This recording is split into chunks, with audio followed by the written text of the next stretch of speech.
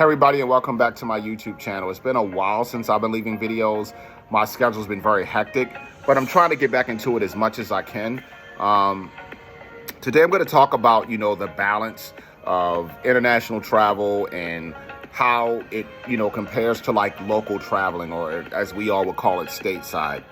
I think at this point in my life, stateside travel is something I would do if I'm doing like a quick weekend getaway or a 3 or 4 day trip. It's something I would just do like if I'm going to a football game or just going to an event or just want to see a different city. It's not a major thing to me anymore because I've seen a lot of states, even though there's some states I haven't seen that I would love to spend a week there. But ever since I got the travel bug to travel internationally, that's been like the priority for me. And I think that's because you work so hard now and you're saving for so many months to be able to get this ticket and this hotel reservation and to get on this plane and travel to a whole different country that you've never been, a whole different way of life. And it's just a lot to make that happen. It's not as easy for people in the US to travel as it is for people that already live in Europe. For example, the cost is a really big difference. If you live in Europe, and you're traveling to a different European country, maybe you're paying $100 or $200. Maybe you have relatives that live in that country. But if you're from here, you're paying upward of $1,000 just for your plane tickets, and then another $500 to $600 for hotels. And then the currency rate is different, and you're paying a lot for spending money. So you have to really budget it out. But there's no other place I would rather go for vacation. There's a lot of different countries I haven't been to yet that I plan on seeing in the near future. But as things change, you realize that you may only get out to travel once a year.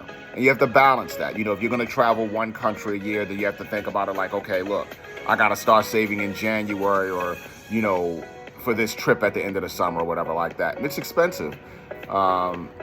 This trip is very exciting for me because I get to go to Central Europe. I've never been there.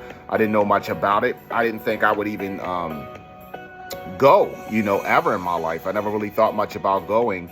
And then the person I met that I fell for was from this area. So this gives me a great opportunity to embrace where she's from and all the different, things that come with that. And also explore the culture and the food and the beautiful landscape of the country. And I'm excited about that. The pre-flight trip is something I want to talk about next because everybody has a different routine. Some people don't take the time to enjoy getting ready for a flight. I think that's one of the most enjoyable things in the world to me. My routine is really crazy. I get up like 6 in the morning. I always book a night flight, so my flights are typically between 5 and 8 at night. And I always will get up early. I'll run for like an hour and a half, maybe try to get a lot of miles in, especially now with me training for this marathon. So I'll do a heavy running day. Then I'll get back and I'll strength train for like an hour. Then I'll have a nice breakfast. I'll, take the shower, get all ready and spiced up. Then I'll put on a nice, comfortable, outfit like sweat, something loose. I don't like traveling in jeans or pants or, really tight attire because you're on a plane for a very long time. So I think it's very important to be comfortable when you travel. So my typical travel gear is like a hoodie, some sweatpants, some sneakers, baseball cap, and I have my headphones and my backpack. Actually, I got to get a new backpack. And typically I go to the airport where I live now is about 3.5 hours away. So that's when I have my little cheat meal. I drive to like one of the my famous burger spots that I love to go to. And I stop and get a burger, some fries, and a shake. That's like my cheat meal for the day. And then I stop at to get like some candy or something like that. Then I get on down to the hotel where I normally park. They have like airport parking there, which is really reasonable. Then that shuttle will take you to the airport. At that point, your real journey has begun. That's when a lot of your sightseeing starts. You get to go into the airport, and it's overwhelming when you're going international because you're going through customs and you're checking out the different stores in the airport. You're getting your last minute things together. And then you realize within an hour you're flying. Then you board, and that's pretty cool because you really can hopefully get a window seat and you're able to kind of look out the window and look at the night lights in the sky before you actually ascend above the clouds. Because once you're up there, you can't see anything until daylight. And even then, you're just seeing the sky and the clouds until it descends and makes its initial descent at the location that you're flying into. What I love about flying internationally is I love to travel to a place I've never been. It doesn't compare to traveling stateside.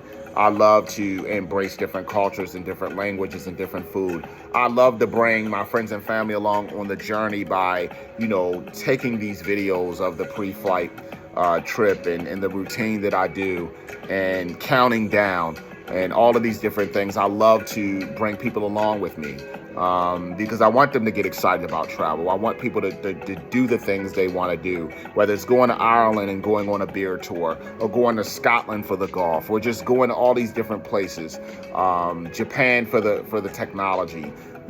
Get out there, risk it all, man. Go on a flight and just go and enjoy it if that's your passion. Especially when you get a point in your life where you can, because that changes too, especially with the cost of everything.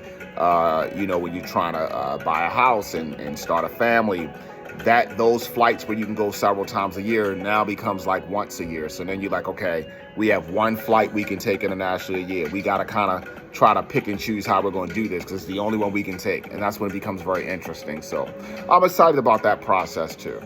So stay tuned. We're about 12 days out, soon to be 11 after 12 midnight. I'm going to really count down a lot of really cool videos.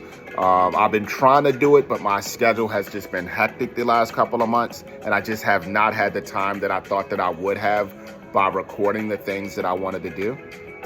And I can't wait to share this adventure with you all, my friends and family and everybody.